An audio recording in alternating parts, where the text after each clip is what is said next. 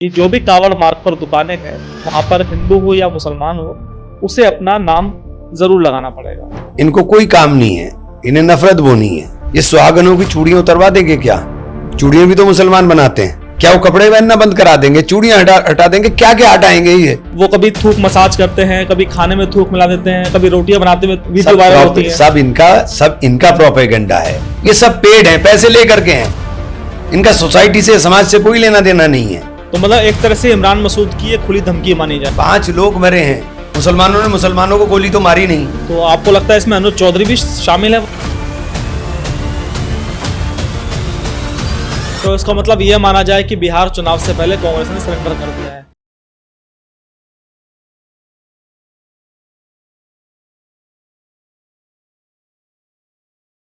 नमस्कार, uncut with अनुराग में आपका स्वागत है। दोस्तों, आज मेरे साथ राजनीति का वो चेहरा है जिसने पश्चिमी उत्तर प्रदेश की राजनीति में गहरी पकड़ बनाई है। न केवल पकड़ बल्कि पश्चिमी उत्तर प्रदेश की राजनीति उनकी पूरी तरह से जकड़ में है, ये कहना गलत नहीं होगा। इसके अलावा जब वो बयान देते हैं तो उनका बयान राजनीतिक सुर्खियां बटोरते हैं। उनके बारे में कहा जाता है कि राजनीतिक रूप से उनका जो मिजाज है बहुत जिद्दी है। पार्टी के लॉयल तो हैं लेकिन कई बार पार्टी लाइन पर चलते नहीं। जब उनके मन में होता है बगावत के सुर बोलने से वो संकोच नहीं करते। थोड़ा थोड़ा इशारा तो आप समझ ही गए होंगे कि आज मेरे साथ मेरे शो में कौन शख्सियत मौजूद है। तो आज मेरे साथ है इमरान मसूद, पश्चिमी उत्तर प्रदेश की राजनीति का बहुत पुराना और मजबूत चेहरा। इमरान भाई, बहुत बहुत स्वागत है आपका अनकट विद अनुराग में। कैसे हैं आप? जी मैं ठीक हूँ, आप कैसे हैं? बस बढ़िया। और कैसा चल रहा है? दिल्ली में तो गर्मी है। हाँ। सुना आपके पश्चिमी उत्तर प्रदेश में आपके लोकसभा क्षेत्र में ओले पड़ रहे हैं। हाँ, आज बारिश हुई सुबह ही सुबह और बता रहे ओले ही पड़े। लेकिन अब बरसात का मौसम तो स्टार्ट हो गया, मानसून आ जाएगा। हाँ। तो रहेगा ये। अच्छा इमरान भाई, जब ओले पड़ते हैं तो किसानों को बड़ा नुकसान होता है। जी, नुकसान तो होता है। तो आपके पास किसान आते हैं कि भाई मसूद साहब नुकसान हो गया है तो कैसे इसकी भरपाई होगी? आप सरकार से बातचीत करते हैं उनकी मदद कराने के लिए? देखिए, मेरे ख्याल से इतना तो चूँकि पड़ा नहीं, क्योंकि अभी ऐसी फसल नहीं है जिसको आम बाग वालों को अलबत्ता ज़रूर नुकसान होगा। अगर बाग पे ओले पड़ गए, बाग पे ओले पड़ जाएं तो अभी तो बाग का ही सीज़न है और कोई ऐसा फसल है नहीं जिसके ऊपर नुकसान होगा। तो अब वो कितना पड़ा है चूँकि मुझे पता नहीं, क्योंकि बहुत ज़्यादा ही ओलों का मौसम है नहीं। ओला मई तक ही पड़ता है, अप्रैल मई में ही आता है। अभी तो ओलों का मौसम है नहीं, बस पड़ गया इत्तेफाक से। तो मतलब आपकी लोकसभा का जो मौसम है इस समय बहुत बढ़िया हो रखा है। वो वहाँ तो अच्छा रहता है, यहाँ से तो टेम्परेचर में फ़र्क रहता ही है वहाँ। अच्छा इमरान भाई, आपके बारे में जहाँ तक मैं जानता हूँ आप राजनीति के अलावा पैशनेट बहुत हैं। आपका जंगल में बड़ा पैशन है, ऑफ रोडिंग करना आपकी खूबी है, फॉरेस्ट में आप बहुत जाते हैं। तो कैसा चल रहा है आपका पैशन? क्योंकि राजनीति में तो समय क्या मिल पाता है आपको? देखिए नहीं, मुझे जब भी समय मिलता है मैं रात को भी चला जाता हूँ जंगल में। जंगल मेरा एक शौक़ है। मुझे वहाँ जा कर के पेड़ पौधे जानवर उन सब के अंदर एक अलग सुकून मिलता है। और मुझे रात को भी टाइम मिलता है तो मैं रात को भी चला जाता हूँ। तो क्योंकि हमारे तो बराबर में ही है, सब शिवालिक की पहाड़ी हैं। मैं रात को भी चला जाता हूँ, मेरा फार्म भी है, वहाँ बैठ जाऊँगा जा कर के। तो वहाँ जो एक तो सांस ऐसा आता है बिल्कुल खुल कर के, ऑक्सीजन पूरी है, कोई पॉल्यूशन दूर दूर तक नहीं है, जानवर हैं, पेड़ पौधे हैं। तो मेरा उसके अंदर मेरा शौक़ है। और मैं हमेशा जो वाइल्ड लाइफ है उसको देखने के लिए जाता रहता हूँ। अभी गया था मैं गिर में, तो गिर के अंदर तो शेर ऐसे ही फिरते रहते हैं। गुजरात गए थे? गुजरात में तो वहाँ एक आम के बाग में शेर बैठा हुआ था। हम 1 घंटे तक उसके पीछे पीछे वॉक करते रहे। वो आगे आगे चलता रहा, हम पीछे चलते रहे।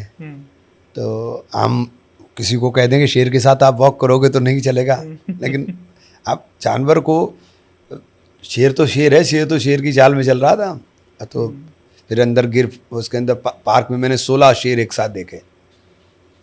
उन्होंने किल किया हुआ था वहीं पर, 16 शेर देखे मैंने एक साथ। तो मुझे मेरा एक शौक़ है बहुत ज़्यादा। आपने कहा रात में आप जंगलों में जाते हैं, तो रात में तो किसी इंसान का जाना प्रोहिबिटेड होता है, उसको खतरा होता है। तो आप खतरा मोल लेते हैं सब तरह का? नहीं, देखिए ऐसा है, रात को भी जंगल में जाने में खतरा किस बात का है? खतरा किसी बात का नहीं है। जानवर कुछ नहीं कहता है। सबसे ख़राब तो इंसान ही होता है, जानवर कुछ नहीं कहता है। जानवर तो प्रेम करता है, उनसे प्रेम करना चाहिए। अगर हम उनको डिस्टर्ब करेंगे, एनक्रोच करेंगे उनके उसको, तब वो रिटेलिएट करेंगे, अदरवाइज कुछ जानवर कुछ नहीं कहते। आपने कहा आप गुजरात गए थे, शेरों से आपकी मुलाकात हुई, तो 56 इंच के शेर भी मिले आपको कोई वहाँ पर? मैंने तो असल शेर देखे हैं। अच्छा। ये वही गुजरात है जहाँ के जो शेर हैं उत्तर प्रदेश लाए गए थे जब यूपी में अखिलेश जी की सरकार थी। जी जी। आपको याद होगा वो किस्सा जब गुजरात से यूपी शेर मंगाए गए थे? देखिए, मेरे ख्याल से हैबिटेट अगर आप चेंज करेंगे हाँ। तो सर्वाइवल बहुत मुश्किल होता है। तो हैबिटेट चेंज करना कोई बहुत आसान नहीं होता जानवर के लिए। अब वो चीते आए थे, देखिए उनको चीतों को भी प्रॉब्लम हुई, अब थोड़ा थोड़ा होना शुरू हो रहा है उनका।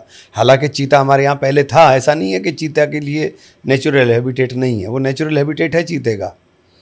इसी तरह से शेर को ले गए इटावा लायन सफारी में, वहाँ लगातार बीमार रहते हैं या उनको प्रॉब्लम आती है, वो क्लाइमेट चेंज है, हैबिटेट चेंज है, उसकी वजह से आती है। अच्छा इमरान भाई, आपका कहना है कि आपका जंगल से बहुत प्रेम है। आपने कहा कि भाई आपकी जो गुजरात में मुलाकात हुई वो असली शेरों से हुई। अब जैसे कि भारतीय जनता पार्टी एक सोशल मीडिया पर एजेंडा चलाती है कि भाई ये हम भाजपा का शेर है, ये मोदी जी के नाम पर वो कहते हैं, 56 इंच का सीना है उनका, तो भाजपा के शेर का मुकाबला अभी तक कोई पार्टी नहीं कर पाई है। देखिए, ये कहना कि नहीं कर पाई है, ये मैं समझता हूँ कि ठीक नहीं होगा। देखिए, अगर आप ईमानदारी के साथ आकलन करें, मैं ज़्यादा दिन कहता, पिछले 5 साल का आकलन कर लीजिए, मोदी जी की कही हुई बातों को और राहुल गांधी जी की कही हुई बातों को, लेकिन ईमानदारी बरतिएगा। मोदी जी की कोई बात सही साबित हुई हो वो बता दीजिए, राहुल गांधी की कोई बात गलत साबित हुई हो वो बता दीजिए, आपको फ़र्क साफ नज़र आ जाएगा। अच्छा इमरान भाई, चलिए आपकी थोड़ी और पर्सनल ज़िंदगी की बात करते हैं। आपको गाड़ी चलाने का बहुत शौक़ है और राजनीतिक जो लोग होते हैं वो बहुत व्यस्त रहते हैं। आपके बारे में कहा जाता है कि आप सहारनपुर से कान पे फ़ोन लगाते हैं और सीधे आप लखनऊ पहुंच जाते हैं फ़ोन पर बात करते करते। नहीं, देखिए, मेरे शुरू से बचपन से शौक़ है ना, कोई अभी आज का नया नहीं है। मेरा थोड़ा सा संगीत सुनने का था, अभी तो वो ख़त्म हो गया, अभी तो रहा नहीं वो बहुत ज़्यादा, लेकिन जंगल का और गाड़ी चलाने का तो अभी भी है। आप सुना थार गाड़ी चलाते हैं? थार गाड़ी पसंदीदा कार है आपकी? ऑफ रोडिंग में तो सब गाड़ियाँ पसंद है मुझे। हाँ, ऑफ रोडिंग में सब गाड़ी अच्छी लगती है मुझे। थार को तो कहते हैं युवाओं की पहली पसंद गाड़ी है, तो क्या अपने आप को अभी भी युवा समझते तो हैं? आपको मैं बूढ़ा लग रहा हूँ क्या? हमें तो भी राहुल गांधी भी बूढ़े नहीं लगते। हाँ, तो अभी वो भी अपने आप को युवा कहते हैं, तो अभी कहाँ बूढ़े हो गए, अभी कहाँ बूढ़े हो गए। अच्छा इमरान भाई, थोड़ा सा बात करते हैं। आपने शुरुआत में मौसम की बात कही कि भाई बरसात का मौसम है। बरसात के मौसम के साथ साथ पश्चिमी उत्तर प्रदेश में एक मौसम और आता है, वो आता है भक्ति का। कांवड़ यात्रा की शुरुआत जुलाई के महीने में हो जाएगी और उसके बाद सड़कों पर बोले बम बम बम के नारे लगेंगे, तो पूरा का पूरा जो एरिया है वो भक्तिमय हो जाएगा। तो ऐसे में अभी कुछ दिन पहले जो राज्य मंत्री हैं कपिल अग्रवाल, उन्होंने एक बयान दिया दोबारा से। पिछली बार भी आपको याद होगा कि जब नेम प्लेट का मुद्दा उठा था तो सुप्रीम कोर्ट ने उस पर स्टे लगा दिया था कि नेम प्लेट लगानी ज़रूरी नहीं है, लेकिन एक बार फिर से इस मुद्दे को हवा दी गई है कि जो भी कावड़ मार्ग पर दुकानें हैं वहाँ पर हिंदू हो या मुसलमान हो, उसे अपना नाम ज़रूर लगाना पड़ेगा। ऐसा ये लोग मानसिक रूप से विकृत लोग हैं, इनको कोई काम नहीं है, इन्हें नफरत बोनी है। ये सुहागनों की चूड़ियाँ उतरवा देंगे क्या? चूड़ियाँ भी तो मुसलमान बनाते हैं। चूड़ियाँ कौन बनाता है? मुसलमान बनाते हैं। शादी के कपड़े, उसके ऊपर जरदोजी का काम, ये जोड़े तैयार होते हैं, कौन बनाते हैं? ये मुसलमान ही तो बनाते हैं। क्या वो कपड़े पहनना बंद करा देंगे? चूड़ियाँ हटा देंगे? क्या क्या हटाएंगे? ये मानसिक रूप से विकृत लोग हैं। और ये भक्ति का टाइम है, तो भक्ति के लिए तो राम भक्तों का, सभी कांवड़ियों का सभी स्वागत करते हैं। हमारे यहाँ तो लगातार कैंप लगते हैं, मैं भी जाता हूँ, सभी स्वागत करते हैं कांवड़ियों का। कोई उन कांवड़ियों के साथ तो जितनी सेवा भाव के साथ लोग काम कर सकते हैं, उतनी सेवा भाव के साथ काम करते हैं। ये लोग मानसिक रूप से विकृत हैं, इन्हें अपना एक एजेंडा चलाना है नफरत का, इसके अलावा कुछ नहीं है। अपने बच्चे इनके सबके पढ़ेंगे बाहर और ये इंग्लिश के ऊपर बंदूक तानेंगे कि इंग्लिश नहीं पढ़नी चाहिए। हैं? अपने बच्चे क्यों पढ़ाई इंग्लिश तुमने भाई? कोई एक नेता बताओ जिसका बच्चा बाहर से पास आउट ना हुआ हो। ये अपने बच्चों को पढ़ाएंगे ऑक्सफोर्ड के अंदर, कैम्ब्रिज के अंदर, और यहाँ के स्कूल भी बंद कराने की तैयारी में। 5000 स्कूल बंद हो गए उत्तर प्रदेश के अंदर। आप कहाँ लेकर जा रहे हो? ये लोगों को समझ में आना चाहिए, ये लोगों को समझ में आना चाहिए। आप दुनिया चांद के ऊपर कॉलोनी बनाने जा रही है और ये अभी भी आज से 200 साल पुरानी बातें, 400 साल पुरानी बातें बस उसको ही करते रहते हैं, क्योंकि इनका मकसद है कि लोग इधर उलझे रहें और इनका ध्यान इधर की तरफ ना जाए। इमरान भाई, जहाँ तक भारतीय जनता पार्टी की बात है तो उसका धार्मिक तड़का चलता है, उसको वोट बैंक में इजाफा हो रहा है, उनकी ब्रांडिंग हो रही है। सोशल मीडिया पर आप देखिए सिर्फ और सिर्फ हिंदुत्व के मुद्दे ट्रेंड करते हैं। तो अगर उनको लगता है कि इसका फ़ायदा उनको राजनीतिक लिहाज से हो रहा है, इसके अलावा उनको कुछ ना कुछ बहाना मिल जाता है। आपने कुछ वीडियो ज़रूर देखी होंगी जिसमें कुछ असामाजिक तत्व या उनका ताल्लुक आपके समाज से है, वो कभी थूक मसाज करते हैं, कभी खाने में थूक मिला देते हैं, कभी रोटियां बनाते हुए वीडियो वायरल होती है। सब इनका प्रोपेगेंडा है, पेड हैं ये। टीवी चैनल्स के ऊपर नहीं बैठते माशाल्लाह, दाढ़ी लगाए हुए इतनी बड़े बड़े, सब पिटते भी हैं वो। ये सब पेड हैं, पैसे ले करके हैं। इनका सोसाइटी से, समाज से कोई लेना देना नहीं है। ये उनका एजेंडा चलाने के लिए बैठे हुए हैं, ये उनका एजेंडा चला रहे हैं, उसके अलावा कुछ नहीं कर रहे हैं वो लोग। और जिस अगर आप बात कर रहे हैं तो आपने क्या किया? आपने क्या आप बताओ, आपने क्या किया? आपने सरेंडर करके खत्म कर दिया सब। सेना तो घुस गई थी पाकिस्तान में, हमारी सेना तो पाकिस्तान में अंदर घुस कर मार आई। आपका बटन अमेरिका से दबा और आपने बंद कर दिया। आप मुकाबला करने चले हो इंदिरा जी से, हैं? इंदिरा जी को और कहाँ इंदिरा जी और कहाँ आप जरा सोच लीजिए ना। आपको तो एक फ़ोन के ऊपर आपने सारा काम ख़त्म करा। इंदिरा जी ने फ़ोन नहीं लिया और जंगी बेड़ा भेज दिया था बंगाल की खाड़ी में। उन्होंने कहा नहीं, मैं पाकिस्तान के 2 हिस्से करूँ, पाकिस्तान के 2 हिस्से कर दिए। तो कहाँ, देखिए कोई मुकाबला नहीं है। इमरान भाई, ऑपरेशन सिंदूर पर भी बात करेंगे, इंदिरा जी पर भी बात करेंगे। फिलहाल चूंकि आपका नाता पश्चिमी यूपी से है, इसलिए मैं पहले पश्चिमी यूपी से रिलेटेड सवाल आपसे पूछना चाह रहा था। तो पश्चिमी उत्तर प्रदेश में जो कांवड़ यात्रा है, कोई पुरानी यात्रा नहीं है और पहले कभी ये मुद्दा नहीं उठाया गया। भाई मैंने तो नहीं सुना, लेकिन पिछले कुछ सालों से ये मुद्दा कुछ ज़्यादा सुर्खियों में है। सुप्रीम कोर्ट के बावजूद इस बयान को प्रमुखता से उठाया गया। तो आपको लगता है कि ये सिर्फ राजनीतिक मुद्दा है, धार्मिक मुद्दा नहीं है? सिर्फ राजनीतिक है, इसके अंदर कुछ भी नहीं है। सारे मुसलमानों के गाँव नहीं पड़ते क्या बीच में? हमेशा नहीं फूलों की वर्षा करते क्या मुसलमान? आप बताओ, मुसलमान हमेशा फूलों की वर्षा नहीं करते? और जहाँ से चलते हैं वहाँ ज्वालापुर में मुसलमान नहीं रहते क्या? वहाँ तो कोई दिक्कत नहीं होती। कांवड़ के साथ साथ ताजिए का भी अब वो है, माहौल है। और ताजिए हमने देखा है कि बड़े सुंदर सुंदर लंबे लंबे आप लोग बनाकर निकालते हैं। लेकिन उत्तर प्रदेश पुलिस के एक अधिकारी हैं अनुज चौधरी, उन्होंने एक बयान दिया है कि आप लोग अपने ताजियों के साइज़ हैं उसको छोटे कर लीजिए, हम आपके ताजिए के लिए ना पेड़ काटेंगे ना वो तो बिजली करेंगे। वो बैल बुद्धि है, वो बैल बुद्धि है। उसे पीएसी वीएसी में लगाना चाहिए। वो इस लायक नहीं है कि वो अधिकारी बन करके रहे। वो बैल बुद्धि है। लेकिन एक अधिकारी इस तरह से बयानबाजी करता है तो क्या उसको भी आपको लगता है कि राजनीतिक संरक्षण है? ऐसा है, देखिए वो बैल बुद्धि है, उसको बुद्धि नहीं है तो मैं क्या कहूँ। उसको नहीं लगता जो बोल रहा है, जो कर रहा है, कल को उसको भुगतान भी करना पड़ेगा। नहीं, भुगतान किस रूप में करना पड़ेगा उसको? अरे हर चीज़ें खुलती हैं भाई। एनकाउंटर किया था पुलिस ने, रणवीर एनकाउंटर हुआ था देहरादून में, सबकी ज़िंदगी तबाह हो गई है, जेलों में पड़े हैं सब लोग। ये सब फाइलें खुलती हैं। ये जो 5 लोगों का कत्ल किया है संभल के अंदर पुलिस ने, क्या सोच रहे हैं कि ये सब खत्म हो जाएगा? ये सब खुल जाएगा जब परिवर्तन होगा और इनका खामियाजा भुगतना पड़ेगा। इनको अधिकारियों को समझना चाहिए इस बात को। कोई नेता नहीं भुगतेगा इसका खामियाजा, यही भुगतेंगे। इनकी समझ में नहीं आ रहा बात। और कल को सुप्रीम कोर्ट की निगरानी में कोई बात सुप्रीम कोर्ट कर दे, कोई चीज़ हो जाए तो भुगतेगा कौन? वो भी तो कोर्ट नहीं कराता रणवीर एनकाउंटर की जांच। पूरी फाइलें दोबारा खुलती चली गई, सब जेल में गए, पूरी ज़िंदगी खराब हो गई।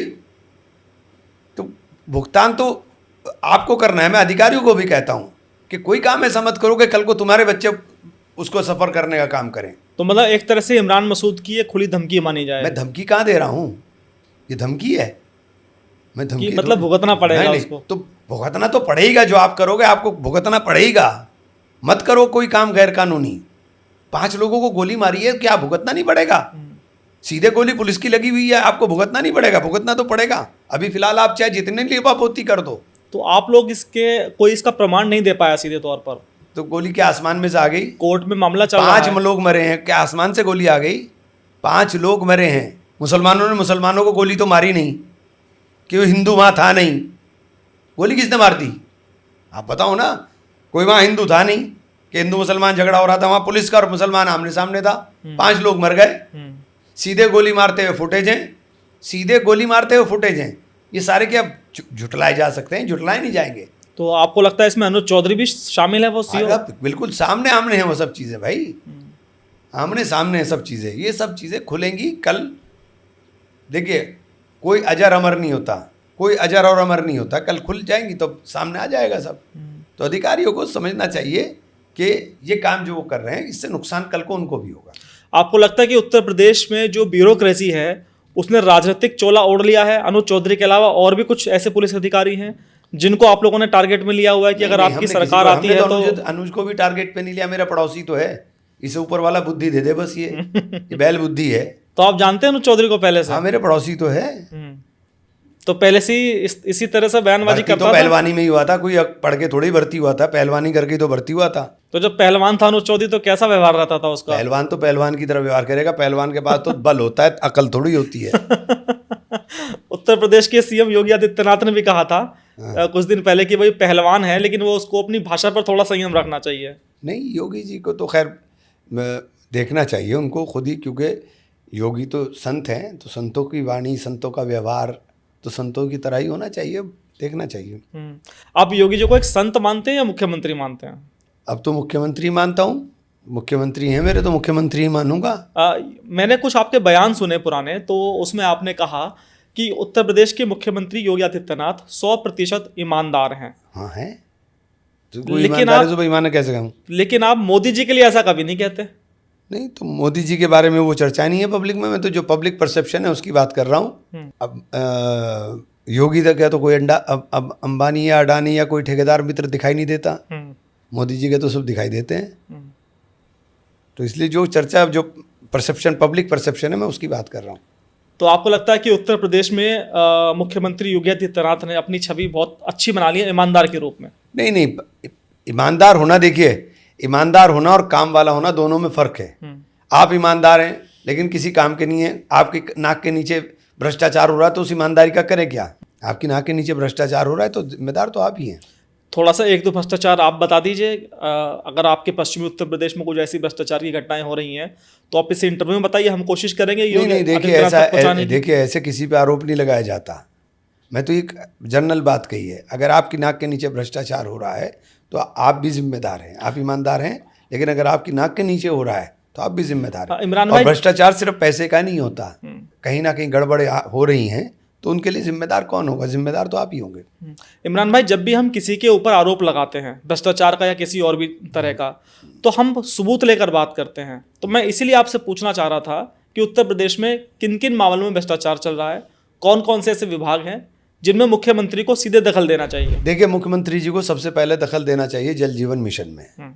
जल जीवन मिशन ने सब बर्बाद कर दिया है उत्तर प्रदेश के अंदर। उत्तर प्रदेश में क्या, पूरे देश के अंदर जल जीवन मिशन के नाम पर लूट हुई है पूरे देश में। सारे गांव की जो सड़कें हमारी बनी हुई थी, प्रधानमंत्री जी की बड़ी महत्वाकांक्षी योजना थी कि हर घर पेयजल पहुंचाने का काम करें, लेकिन उस पेयजल के नाम के ऊपर सारी सड़कें फाड़ दी गई, कोई सड़कें बनी नहीं। और मैं ये एक जगह नहीं कह रहा हूँ, पूरे देश के अंदर से, चूँकि मैं इस कमेटी में हूँ, पूरे देश से शिकायतें आती हैं, लेकिन उत्तर प्रदेश का कोई गाँव ऐसा बचा हुआ होगा जिस गांव के अंदर, पूरे उत्तर प्रदेश में मैं कह रहा हूँ, कोई गांव ऐसा बचा होगा जिस गांव के अंदर सड़कें ना पटी हुई हों।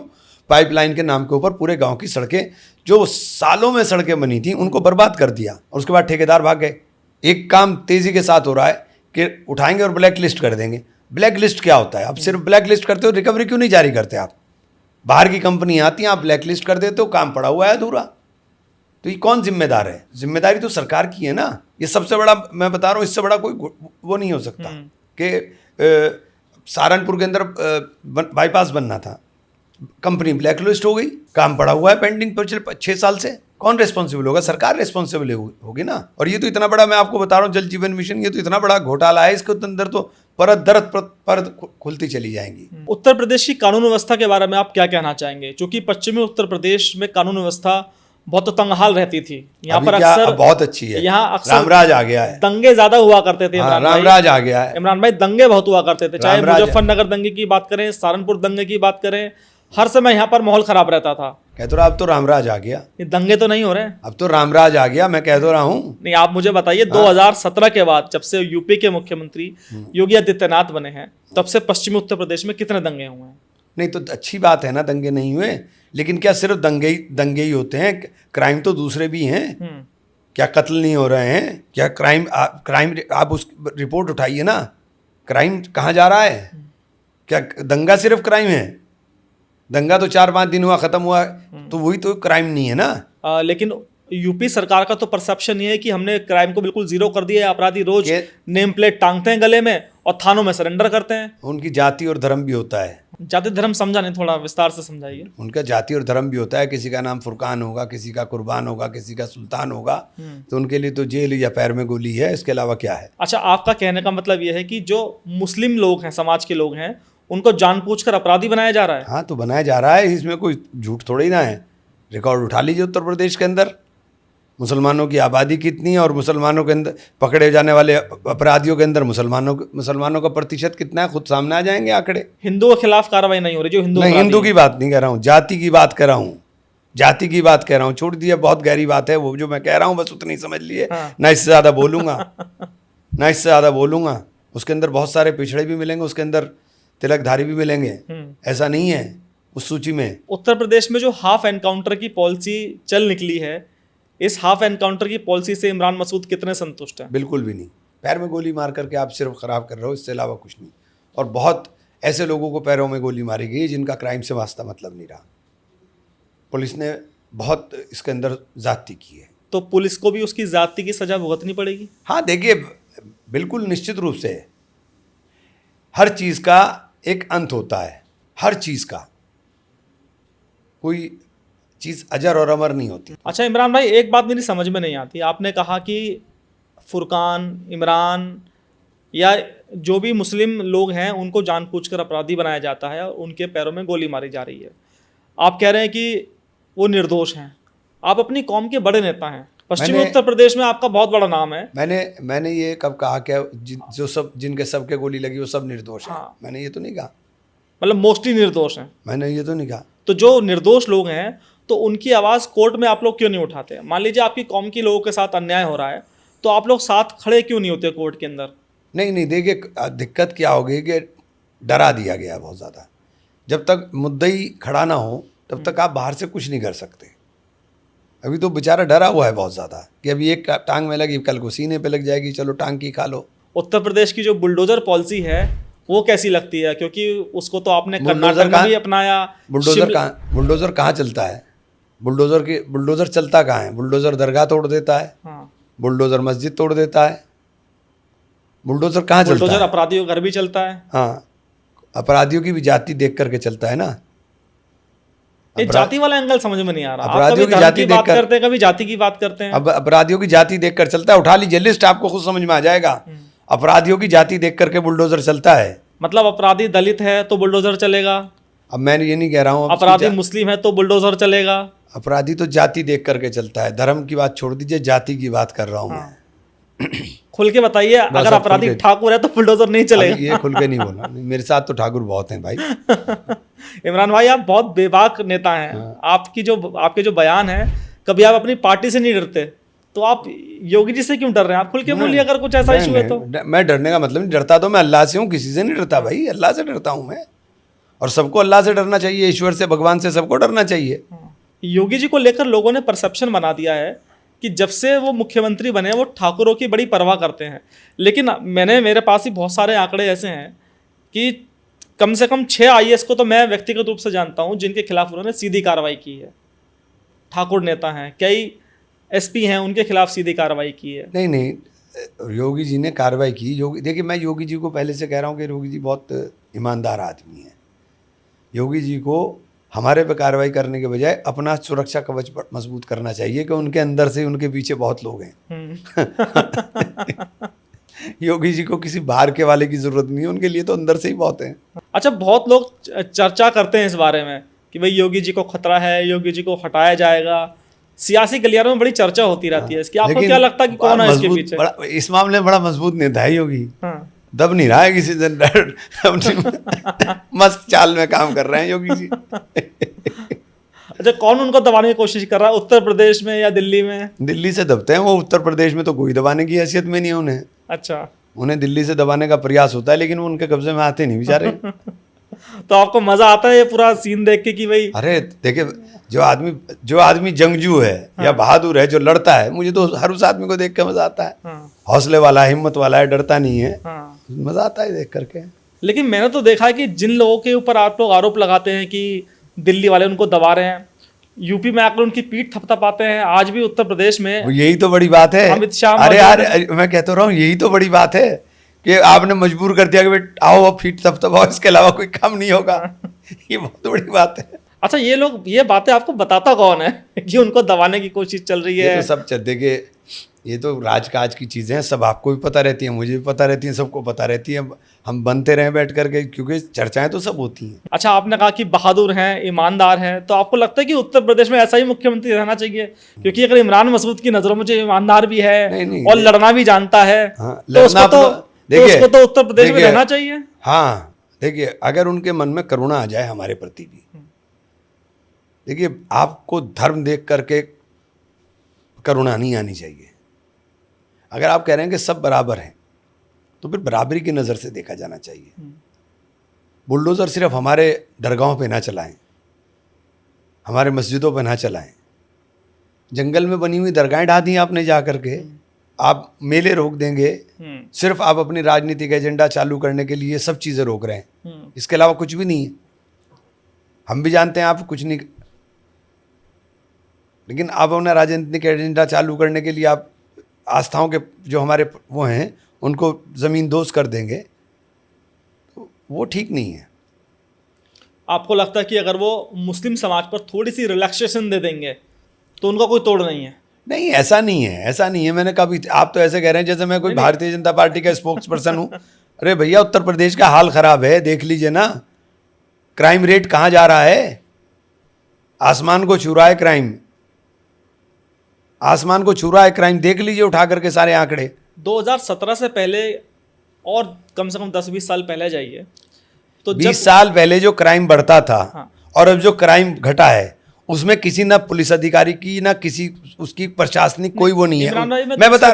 मैं जो बात कह रहा हूँ वो सुन लीजिए, उसके बाद आपको जवाब मिल जाएगा। ये टेक्नोलॉजी का कमाल है। जब से मोबाइल आए हैं, क्राइम रेट आसमान से नीचे आया है एकदम, क्योंकि हर चीज़ पकड़ में आ जाती है, हर चीज़ पता है कि क्या हो रहा है क्या नहीं हो रहा है। आपकी जेब में आपका चोर साथ चल रहा है।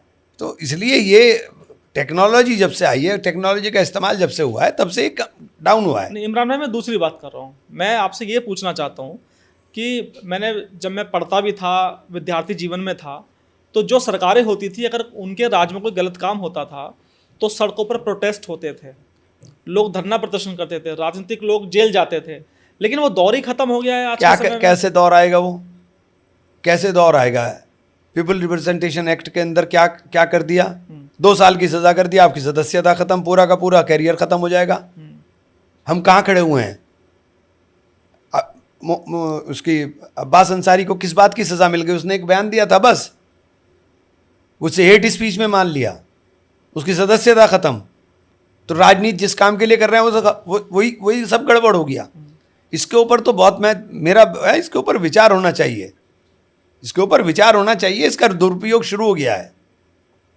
आप बताइए, प्रदर्शन बंद हो गए, कोई पॉलिटिकल आदमी प्रदर्शन करना नहीं चाहता, क्योंकि प्रदर्शन करेगा, पहले मुकदमे लिख के जाते थे, फर्क नहीं होगा मुकदमों की लंबी, अब मुकदमों की फटाफट सुनवाई करी, सदस्यता उड़ा दीजिए, जाइए। मतलब जनता की आवाज़ उठाना, जनता की आवाज़ बंद हो गई। इससे जनता की आवाज़ मजबूत नहीं हुई, जनता की आवाज़ बंद हो गई। नेताओं ने प्रदर्शन करना बंद कर दिया। एक ट्रेंड चल गया है, मुकदमा लिखिए और मुकदमा लिख करके उसका कैरियर खत्म कर दीजिए। और इस पे ये जो मैं कह रहा हूं, इसके ऊपर सब पार्टी के लोगों को विचार करना चाहिए, सब पार्टी के लोगों को विचार करना चाहिए। मतलब आपका कहना है कि राजनीतिक मुकदमों को अलग दृष्टि से देखना चाहिए, आपराधिक मुकदमों को अलग दृष्टि से देखना चाहिए। देखिए, राजनीतिक और आपराधिक, पुलिस मुकदमा लिखती है, आपराधिक बना देती है। लिखती अगर मान लीजिए कोई नेता धरना प्रदर्शन कर रहा है, पब्लिक की आवाज को उठा रहा है। मैंने प्रोटेस्ट किया, हाँ। मैंने प्रोटेस्ट किया, पैदल मार्च किया, मैंने 27 किलोमीटर पैदल चला, शांति के साथ चला। मेरे ऊपर इतनी लंबी धाराओं में मुकदमा है। तो मतलब बीजेपी की ये प्लानिंग है? बीजेपी की प्लानिंग नहीं है ये बीजेपी की प्लानिंग नहीं है। इसमें सबको सोचना चाहिए। जो भी सत्ता में आएगा वो दूसरे लोगों को रगड़ता रहेगा। तो बीजेपी अजर अमर तो रही नहीं कि वो अजर और अमर है, मैं बीजेपी पे आरोप लगा दूं। ये सबको सोचना चाहिए। नेताओं का चलना मुश्किल हो गया, आप बोलना मुश्किल हो गया। और उत्तर प्रदेश के 2027 में क्या हाल रहने वाले हैं इमरान भाई? सरकार बनाएंगे हम। आप लोग सरकार बनाएंगे? अकेले या अखिलेश जी के साथ? अब ये तो पता नहीं, लेकिन सरकार बनाएंगे हम। तो मुख्यमंत्री अखिलेश जी रहेंगे या कौन रहेगा? ये तो पार्टी का फैसला है हमारी, हम क्या बता सकते हैं। मैं इतना बड़ा नेता थोड़ा ही हूँ। हाँ, तो चुनाव अकेले लड़ेंगे या गठबंधन के साथ लड़ेंगे? ये भी पार्टी का फैसला है। मैं तो अपनी तैयारी में लगा हूँ। अच्छा इमरान भाई, उत्तर प्रदेश की राजनीति के बारे में कहा जाता है कि जब से भारतीय जनता पार्टी मजबूत बनकर उभरी है, उसके बाद गठबंधन ही इस पार्टी को हरा सकता है। अकेले अकेले अगर आप लड़ेंगे तो मुसलमान बटेगा, दलित बटेगा, ओबीसी बटेगा। बटेगा। हाँ। जब मुसलमान ने एक तरफा वोट डाला था तब क्या हुआ था 22 में? भाई हर चीज़ के लिए मुसलमान जिम्मेदार क्यों हैं? अगर सरकार नहीं बनाई तो वो जिम्मेदार हैं जिन्हें वोट डाला था। मुसलमान ने तो एक तरफा वोट डाला था। पश्चिमी उत्तर प्रदेश के क्या हाल रहने वाले हैं? अगर मान लीजिए जब टिकट वितरण होगा तो टिकट वितरण में आपको लगता है कि इमरान मसूद की निर्णायक भूमिका होनी चाहिए? नहीं, मेरी कोई भूमिका नहीं, मैं कार्य करता हूँ। लेकिन कांग्रेस को कोई आदमी ये ना समझे कि कांग्रेस को साइडलाइन कर देगा। कांग्रेस साइडलाइन नहीं होगी। इमरान भाई, कांग्रेस देश की सबसे पुरानी पार्टी है, बड़ी पार्टी थी। हालांकि अब भारतीय जनता पार्टी ने वो मुकाम हासिल कर लिया है, लेकिन जब भी गठबंधन होता है तो कांग्रेस को बहुत कम सीटें दी जाती हैं। भाई देश की इतनी बड़ी पार्टी है और उसकी हैसियत क्षेत्रीय पार्टियों ने इतनी रख दी है कि मान लीजिए हम 200 सीटों पर लड़ेंगे और आपको हम 20 सीटों पर चुनाव लड़ाएंगे। हाँ, तो हम नहीं मानेंगे ना। हमने इसीलिए तो कहा कि नहीं चलेगा वो पार्लियामेंट वाला फार्मूला। मैंने गलत थोड़ी ना कहा है। पार्लियामेंट वाला फार्मूला नहीं चलेगा। गठबंधन का सहयोगी हमें ये तय नहीं करने का बताएगा कि हमारे पास कैंडिडेट कौन है कौन नहीं है। अपने कैंडिडेट को तय करने का अधिकार हमारा है। हम भिखारी नहीं है कि हम भीख मांगने जा रहे हैं और हम मजबूती के साथ चुनाव लड़ने की तैयारी कर रहे हैं। हम तो 403 की 403 पर तैयारी कर रहे हैं। अगर आप नहीं मानोगे हम अपना आप लड़ लेंगे इलेक्शन। ये गलतफहमी दूर करेंगे इस बार कि हमारे में दम है या नहीं है। लेकिन इमरान भाई, जब बातचीत की टेबल पर लोग बैठते हैं, नेता बैठते हैं, तो उसमें जब सीटों के बंटवारे की बात होती है कि आपको कितनी सीटों पर चुनाव लड़ना है, कहाँ चुनाव लड़ना है, तो उसमें हैसियत की बात भी आती है। तो कहीं ना कहीं उत्तर प्रदेश के जो पूर्व मुख्यमंत्री अखिलेश यादव और सपा के राष्ट्रीय अध्यक्ष, वो कांग्रेस के नेताओं को हैसियत दिखाने का काम करते हैं कि आप ग्राउंड पर कहीं नहीं हैं और हम इतने मजबूत हैं तो आप इतनी सीटें लीजिए। तो जब हैसियत गिनाने की बात आती है तो कांग्रेस उसमें कोई जवाब नहीं दे पाती और शायद यही वजह है। हम तैयारी में लगे हैं। हम अभी बहुत जल्दी 200 सीटों के ऊपर हमारे कैंडिडेट तैयार कर रहे हैं। हम जहाँ पर बारी बना करके हम अपना काम कर लें। हम 403 की 403 पर तैयारी कर रहे हैं और हमारे पास 403 की 403 पर प्रत्याशी होंगे। मतलब समाजवादी पार्टी पर आप राजनीतिक दबाव बनाने की कोशिश कर रहे हैं? नहीं, कोई दबाव नहीं बना। हम अपने अधिकार के लिए बात कर रहे हैं। हम अपने अधिकार के लिए बात कर रहे हैं। मैं कांग्रेस का सिपाही हूँ। कांग्रेस की मजबूती की बात करूंगा, कांग्रेस के साथ चलने की बात करूंगा। फैसला हमारे पार्टी करेगी। मैं पार्टी का अनुशासित सिपाही हूँ, पार्टी के साथ रहूँ। अभी कुछ दिन पहले मैंने राहुल गांधी जी का एक ट्वीट देखा था। उन्होंने अखिलेश जी को बधाई दी थी, शायद जन्मदिन का मौका था, और उन्होंने बधाई भी दी, साथ में ये भी कहा कि पीडीए के साथ हम लोग चुनाव लड़ेंगे। उन्होंने पीडीए की मजबूती की बात जो वो एक ही बात है, मजबूती और चुनाव लड़ना। हाँ, तो पीडीए की मजबूती तो ठीक है ना। उनको शुभकामनाएं दी। पीडीए का एम तो हमारे पास है, उसमें जो आगे का एम है वो हमारे पास है। ये पीडीए में एम तो है ही नहीं। पीडीए के बाद का जो एम है वो हमारे पास है। उसके आगे का जो लगना था वो हमने लगा लिया। मतलब पीडीएम कर दिया आपने पीडीए को। हाँ। अखिलेश यादव जी तो उसको अल्पसंख्यक कहते हैं ना, शायद पिछड़ा, दलित और अल्पसंख्यक। अल्पसंख्यक कोई शब्द नहीं होता हमारे लिए। जो हमें अल्पसंख्यक कहता है वो हमारा हितैषी नहीं है। हम मुसलमान हैं, आप मुसलमान कहिए। आपको वोट लेना है तो हमें मुसलमान कहिए। मुसलमान कहने में शर्म नहीं आनी चाहिए आपको किसी को भी। तो सारा मुसलमान कांग्रेस के साथ है, इस बात की क्या गारंटी है? नहीं, सारा जनता किसके साथ है इस बात की किसी के पास कोई गारंटी है? बीजेपी तो गारंटी लेकर उतरती है मैदान में। नहीं, साफ हो जाते हैं। पता नहीं चलता है। 67 सीट लेके आया था अरविंद केजरीवाल एकदम, एक ही, किसी को उम्मीद नहीं थी। कुछ नहीं पता चलता है कि जब मोमेंटो बनता है, जब ये नैरेटिव क्रिएट होता है तो सब साफ हो जाता है, कुछ नहीं पता चलता। इमरान भाई, 2017 में जब बीजेपी के कुछ रणनीतिकार चुनावी मैदान में थे तो अक्सर मेरी बीजेपी के नेताओं से बात होती थी, तो उनका कहना था कि हमें उत्तर प्रदेश में माइनस जाटव, माइनस मुस्लिम और माइनस यादव ओबीसी मैदान में उतरना है, यानी कि जो दूसरी कास्ट हैं उनको हमें कैप्चर करना है। तो आप 2017 से लेकर 2024 के चुनाव को अगर छोड़ दो तो बीजेपी ने उस मोमेंटम को कायम रखा है, लेकिन आप लोग उस मोमेंटम को क्यों नहीं बना पा रहे हैं? नहीं, बीजेपी ने तो, बीजेपी का एक एजेंडा चलता है, वो लोगों की समझ में आ गया है। हाँ। लोगों की समझ में आ गया है कि मलाई तो हिस्से में सिर्फ गुजरात में जानी है, बाकी तो किसी के कुछ आना नहीं है। तो लोगों की समझ में आ गया है, छोटे से बड़ा हर काम गुजरात करता है।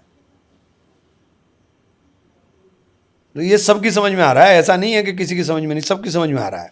इमरान भाई, अगर मैं कांग्रेस की बात करूं, कांग्रेस की मजबूती की, तो शुरुआती ज़माने में मैं देखता था, अखबारों में पढ़ता था, एक आपका फ्रंटल संगठन हुआ करता था NSUI, national student union of India, शायद उसका अगर नाम यही है। तो इसके अलावा कांग्रेस सेवा दल आपका हुआ करता था, और भी बहुत ज़्यादा आपके ऐसे संगठन थे, लेकिन जो पूरी तरह से अब डिफंग हो गए हैं। उत्तर प्रदेश में जो नया युवा है वो NSUI नहीं जानता, ABVP हर आदमी जानता है, RSS हर आदमी जानता है, लेकिन कांग्रेस सेवा दल, NSUI, मैं शर्तिया आपसे कहता हूं कि चलते फिरते 50 लोगों से आप युवाओं से पूछ लो, NSUI का आप नाम जानते हैं, कांग्रेस सेवा दल का आप नाम जानते हैं? नहीं बताएंगे। पुराने लोग हो सकता जानते हो। तो कांग्रेस ने जो अपनी मजबूती का आधार था, जो संगठन थे, वो आपको लगता नहीं वो कमज़ोर कर लिए हैं? नहीं, कमज़ोर हुए हैं, तभी तो हमारा वोट बैंक चला गया। हम लोग लगे हुए हैं इन्हें मजबूत करने के लिए। अब राहुल जी हर चीज़ को खुद मॉनिटर कर रहे हैं और उसी के ऊपर हम लोग काम कर रहे हैं कि हम अपने संगठन को मजबूत करके खड़ा करें, अपनी विचारधारा को मजबूत करके खड़ा करें। एक बात और मैं आपसे कहूँगा, जब कांग्रेस चुनाव हारती थी तो राहुल गांधी जी प्रेस कॉन्फ्रेंस हमेशा करते थे और कहते थे कि हम लोग कांग्रेस में एक बड़ा ऑपरेशन करने वाले हैं। ऐसा ऑपरेशन मुझे आज तक, इमरान भाई, देखने को नहीं मिला। नहीं, तो ये जो हम अंदर ऑपरेशन करेंगे वो आपको क्यों दिखाएंगे? ऑपरेशन तो हमारा चल रहा है। नहीं, ऑपरेशन का मतलब ये है ना कि मान लो जो नेता हार के दिखाई जिम्मेदार चल रहा हैं, है, दिखाई सब चल जो रहा है। नेता हार के जिम्मेदार हैं उनको मैं पार्टी से बाहर का रास्ता दिखाऊंगा या उनको डाउन करूंगा, दूसरी थोड़ा सा- लीडरशिप को आगे करूंगा। नहीं, राहुल जी अपना आप मॉनिटर कर रहे हैं, हर चीज़ को देख रहे हैं और चल रहा है काम। अभी राहुल गांधी जी का मैंने बयान सुना है, उन्होंने वो कह रहे थे कि भाई जो भारतीय जनता पार्टी के कुछ लोग ऐसे हैं जो कांग्रेस में हैं और वो काम कर रहे हैं, अब उनको बाहर का रास्ता दिखाया जाएगा। कौन लोग हैं इमरान भाई वो? ये तो राहुल जी बताएंगे, तो मुझे नहीं पता है। थरूर साहब, गुलाम नबी आज़ाद साहब आपकी पार्टी के लोग हैं, और जब ये विदेश जाते हैं और जब भारतीय जनता पार्टी के करीब आते हैं तो उनकी, मोदी जी की तारीफ़ करते हैं लोग।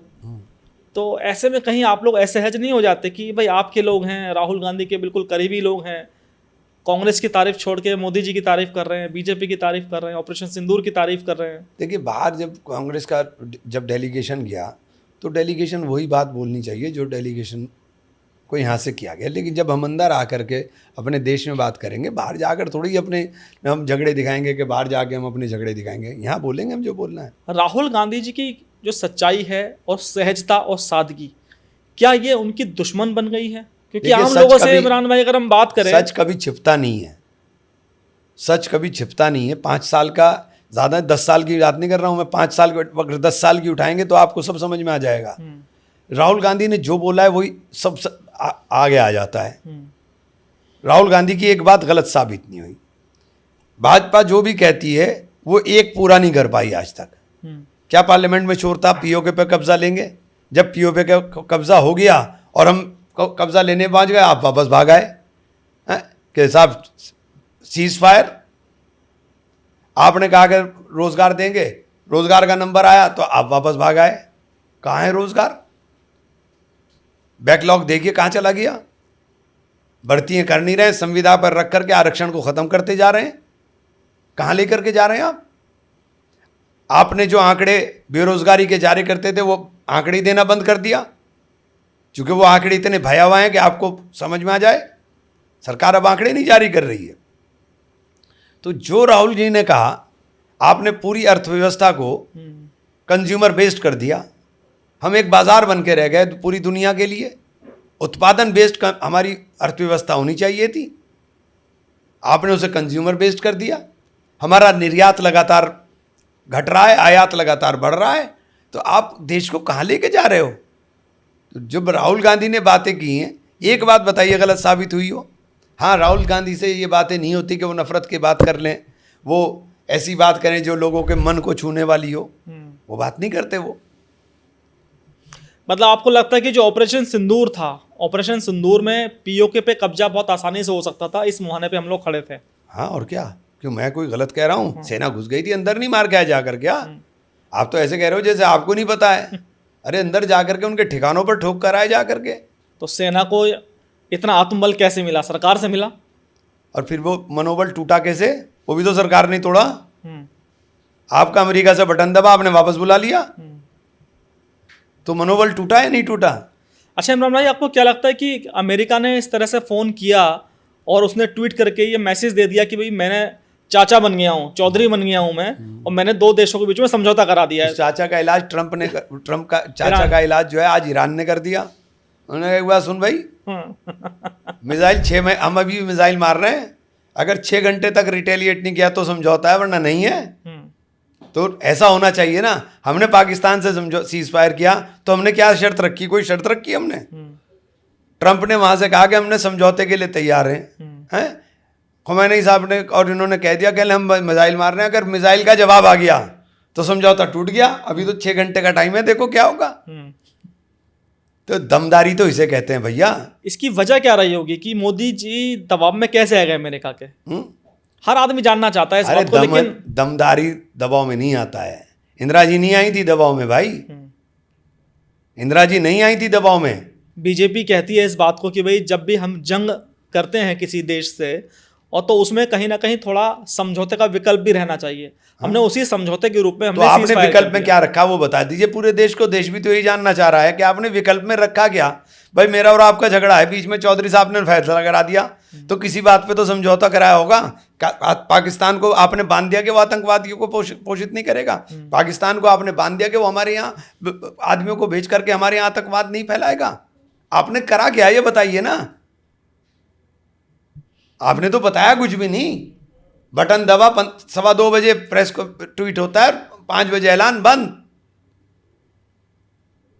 हमारा बटन अमेरिका से दब रहा है ना, हमारा बटन हिंदुस्तानी। ये ऐलान मोदी जी करते तो समझ में आता देश को कि हाँ हमारे प्रधानमंत्री ने दमदारी के साथ बंद किया है। बंद तो अमेरिका ने किया। अगर राहुल गांधी जी प्रधानमंत्री होते तो क्या शर्त रखते?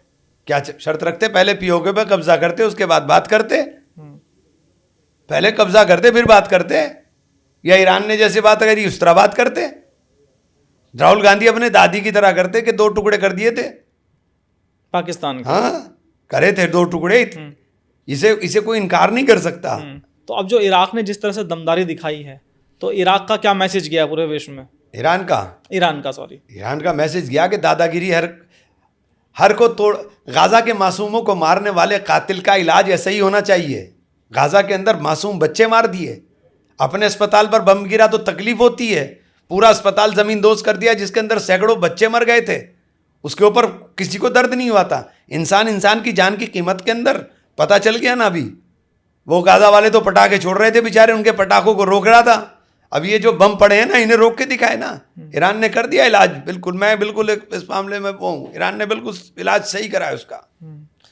अच्छा इमरान भाई, अमेरिका के बारे में आजकल लोग समझ नहीं पा रहे हैं। पहले लोग देश की राजनीति में इंटरेस्ट रखते थे, लेकिन अब आप देखिए लोग ग्लोबल न्यूज़ जानना चाहते हैं। आपसे भी लोग जब मिलने जुलने आते होंगे तो देश की बात कम करते होंगे।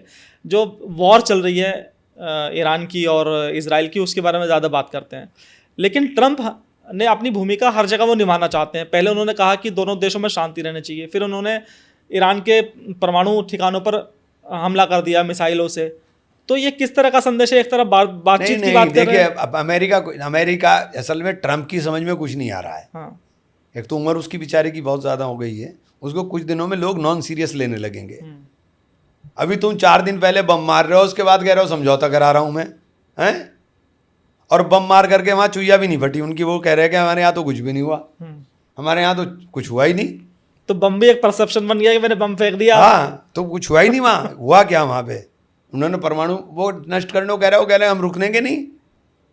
आपने तो उनको फ्री कर दिया, वो तो कह रहे कि हम रुकेंगे नहीं। तो इसका मतलब यह है कि जो पहलगाम के कातिल हैं वो अभी तक उनको सजा नहीं मिली है। इसका जवाब देश की जनता को देना पड़ेगा, भाजपा को। हाँ, पहलगाम के कातिल हैं, उस पर हम शर्मिंदा हैं। हम्म।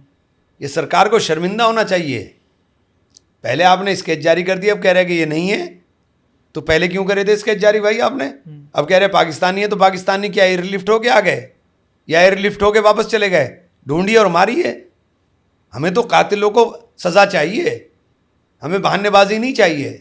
जब भी कोई सरकार गलत काम करती है, सही काम करती है, उसका रिजल्ट जनता उनको देती है चुनाव के तोहफे के रूप में कि भाई चुनाव में पार्टी की जीत हुई या हार हुई। अब बिहार में चुनाव है इमरान भाई, तो आपको क्या लगता है कि बिहार के चुनाव में इतने सारे सवाल, क्या भारतीय जनता पार्टी के मुंह बाए खड़े होंगे? बिहार की जनता को जवाब भैया देना पड़ेगा। ईमानदारी बताऊं, हाँ, ईमानदारी की है, ईवीएम हटा के चुनाव करा लो। अगर जीत जाए भारतीय जनता पार्टी, हटाओ ईवीएम। हटाएंगे नहीं। अब डेटा के लिए भी कानून बना दिया, हम जला देंगे और ख़त्म कर देंगे। हटाओ ईवीएम को और कराओ चुनाव। जब तक ईवीएम रहेगी, जब तक परेशान तो रहेंगे, क्योंकि ईवीएम को रोकने के लिए सजगता बहुत चाहिए। आपको पूरी प्रॉपर तैयारी चाहिए। मैं चुनाव जीता हूँ, मैंने पूरी तैयारी के साथ बैठा हुआ था।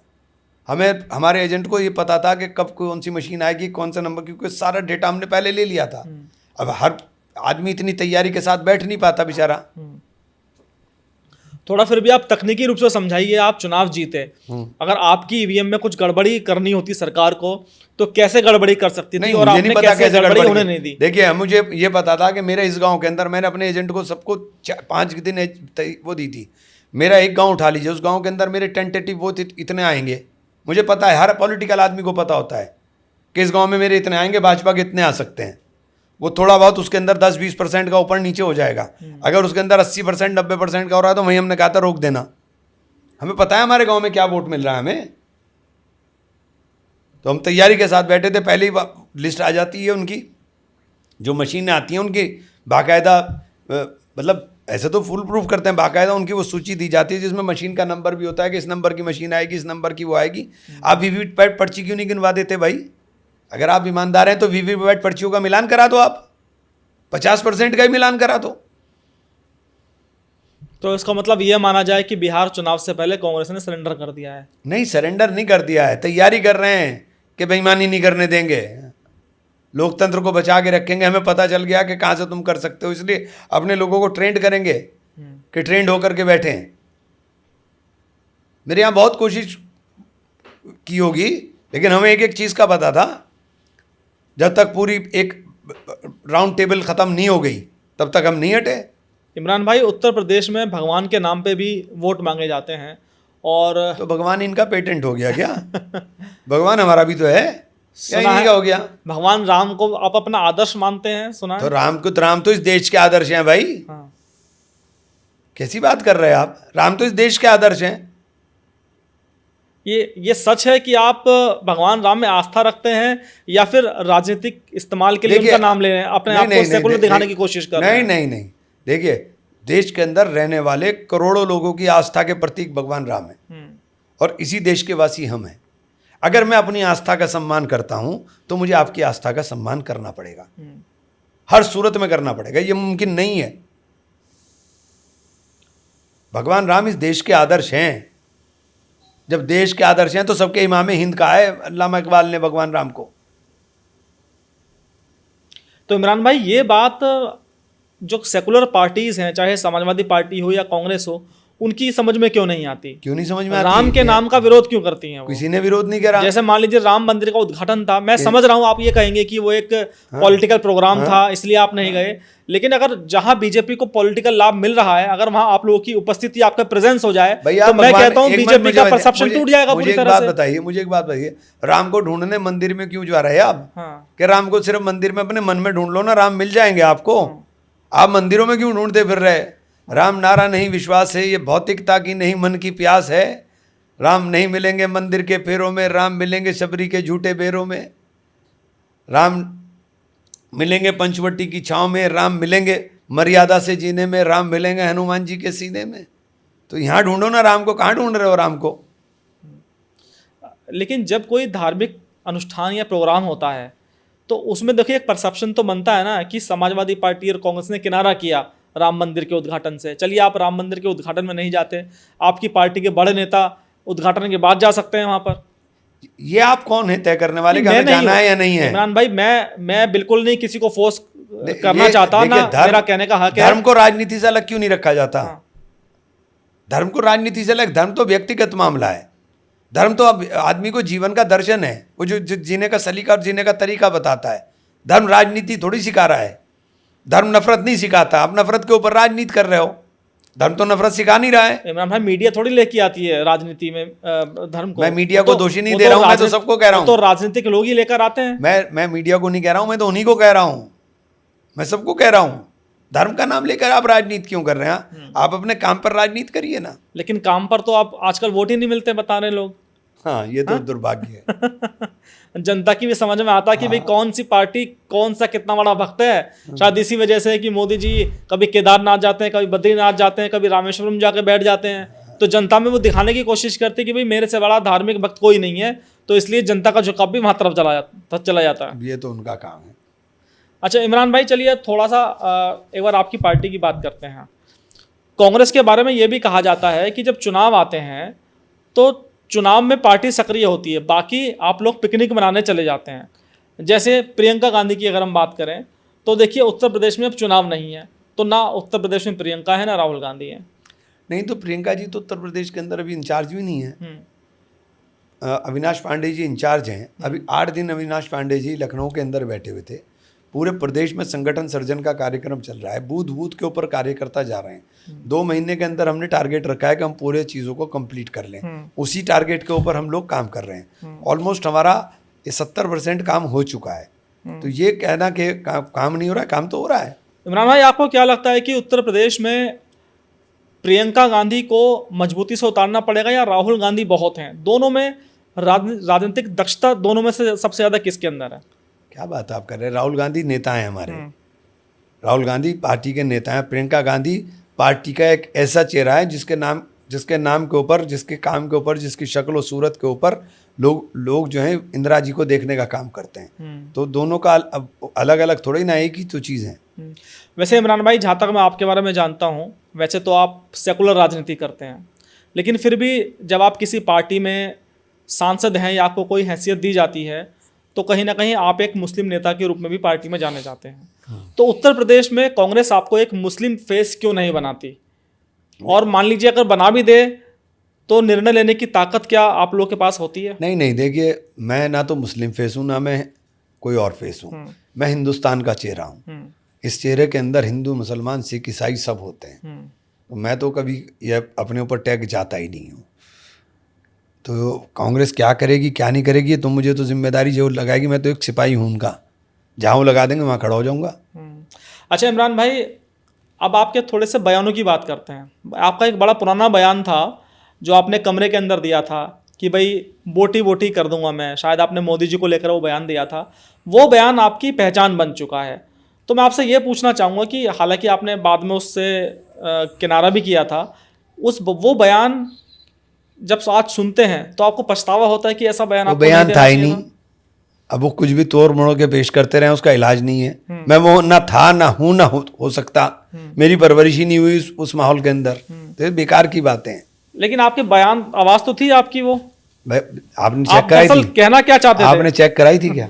मतलब आपका ये कहना है कि आपने चेक कराई थी क्या? अब आपका- छोड़िए, कोर्ट में है मामला, विषय नहीं बात करूंगा इस पे। लोग कहते हैं कि ये बयान आपने इसलिए दिया था कि ताकि खास समुदाय को राजनीतिक रूप से आप जगा सकें। नहीं, मैं कभी समुदाय के राजनीति नहीं करता हूँ उस तरह की। मैं कभी इस तरह की राजनीति नहीं करता हूँ, ना इस तरह का मेरा विचार होता। उत्तर प्रदेश में आजकल जो ओवैसी साहब की जो पार्टी है वो बहुत सक्रिय है।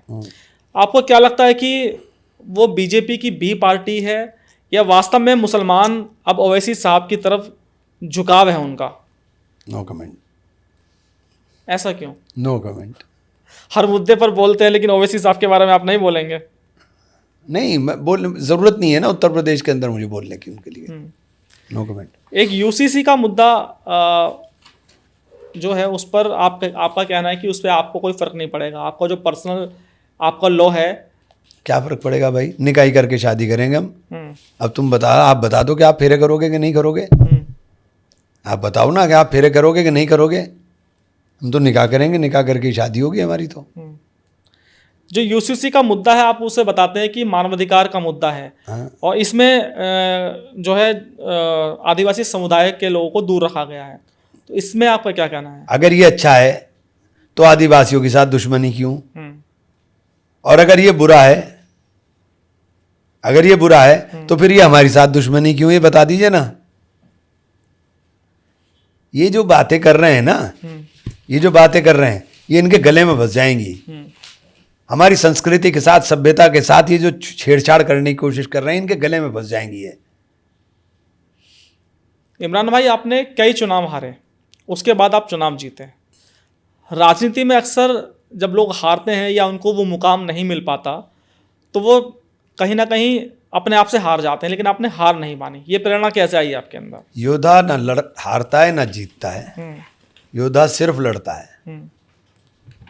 तो आप पूरे योद्धा हैं। हाँ, 2027 की तैयारी पूरी है आपकी? योद्धा तो सिर्फ लड़ता है, वो ना हारता ना जीतता। अभी जब 27 के चुनाव आएंगे इमरान भाई, तो जो आपकी लोकसभा है उसमें जो विधानसभा है, तो विधानसभा में आप अपने लोगों को प्रमोट करेंगे या वहाँ गठबंधन हावी रहेगा? मुझे नहीं पता कि कौन हावी रहेगा कौन नहीं रहेगा, लेकिन वहाँ पे मेरे लोग चुनाव लड़ेंगे। आपके लोग चुनाव लड़ेंगे? तो फिर आशु मलिक चुनाव कहाँ से लड़ेंगे? वो पता नहीं, उनकी पार्टी का फैसला होगा, मैं क्या जान सकूँ। देहात में मुझे नहीं पता, देहात विधानसभा है जहाँ से वो एमएलए, उनकी पार्टी फैसला करे। मैं 47,000 वोट से जीता हूँ और उनके बिना ही जीता हूँ। वो मेरे मुखालिफ रहे हैं, मैं बिल्कुल साफ कह रहा हूँ, मैंने अखिलेश जी पे भी कह दिया था, उनके बिना ही जीता हूँ। इमरान भाई, अगर आपकी जो मुस्लिम लीडरशिप है, भले ही वो कांग्रेस की हो, समाजवादी पार्टी की हो, अगर आप लोग आपस में लड़ेंगे तो कोई आपस में नो, कोई नहीं। 47,000 वोट से जीता हूं मैं। मेरे खिलाफ पूरे जोर लगाकर मुसलमानी लड़ा रखा था इन्होंने।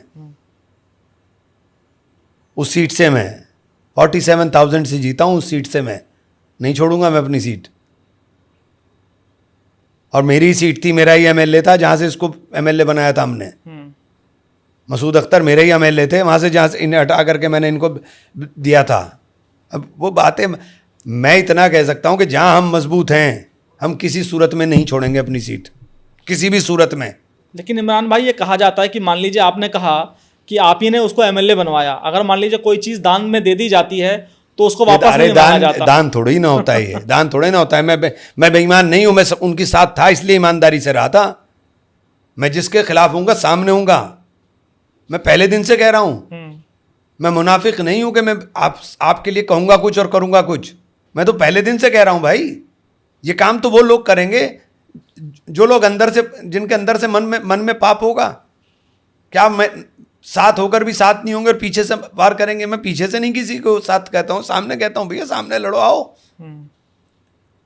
इस लड़ाई की शुरुआत कैसे हुई इमरान भाई? मतलब जब आपका लोकसभा का चुनाव था तो उसमें आपको हराने की कोशिश की गई? हाँ, मतलब मेरे खिलाफ रहे सब, समाजवादी पार्टी के लोगों ने हराने की कोशिश की। हाँ, बिल्कुल। तो फिर गठबंधन किस बात का था? फिर गठबंधन किस बात का? मैं भी तो कह रहा हूँ, और इतना शौक है तो मैं तो कह रहा हूँ कि तुम भी लड़ लेना, हम भी लड़ लेंगे भाई। बहुत तो फ्रेंडली फाइट होती है ना, हम तो लड़ेंगे। कांग्रेस तो लड़ेगी वहाँ, जो कांग्रेस की मजबूत सीट है कांग्रेस लड़ेगी, उसे छोड़ेगी नहीं कांग्रेस। मतलब जब इस तरह की जमीनी स्तर पर लड़ाई होगी स्थानीय इलाकों में, तो फिर गठबंधन कैसे हो पाएगा? पता नहीं है, तो गठबंधन पार्टी का फैसला है भैया। मैं अपने कार्यकर्ताओं के लिए, अपनी पार्टी के लिए मजबूती के साथ, पैरोकारी में और मजबूती के साथ खड़ा हूं।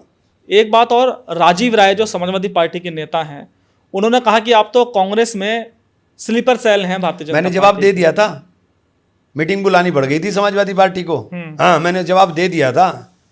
मुझे ना छेड़ने की कोशिश करें, मुझे छेड़ेंगे तो जवाब ऐसा दूंगा कि भूल जाएंगे सब कुछ। हाँ, कौन स्लीपर सेल है और कौन नहीं है, मैंने जवाब दे दिया था, सारी दुनिया ने समझ लिया था, मीटिंग बुलानी पड़ गई थी। अब इंटरव्यू के कुछ अंतिम चरण में चलते हैं इमरान भाई। जो मुस्लिम समाज की योजनाएं उत्तर प्रदेश में या देश में चल रही हैं, उनका क्या वाकई फ़ायदा मुसलमानों को मिल रहा है? बहुत ज़्यादा, बहुत ज़्यादा। अल्पसंख्यक विभाग का बजट घटा दिया, मदरसों को पैसा नहीं मिल रहा है, अलीगढ़ मुस्लिम यूनिवर्सिटी का बजट ख़त्म करते जा रहे हैं, उस प्रतिष्ठित यूनिवर्सिटी को बंद करने की तैयारी है। एक तरफ आप कहते हो कि हम उत्थान की बात करते हैं, दूसरी तरफ आप इनका सत्यानाश करने के ऊपर तुले हुए हैं। जो अल्पसंख्यक बच्चों को छात्रवृत्ति मिलती थी वो नहीं मिल रही है। कहाँ हैं साहब? एक समाज के वर्ग को आप किनारे में नहीं लगा सकते, बहुत बड़ी संख्या है इनकी।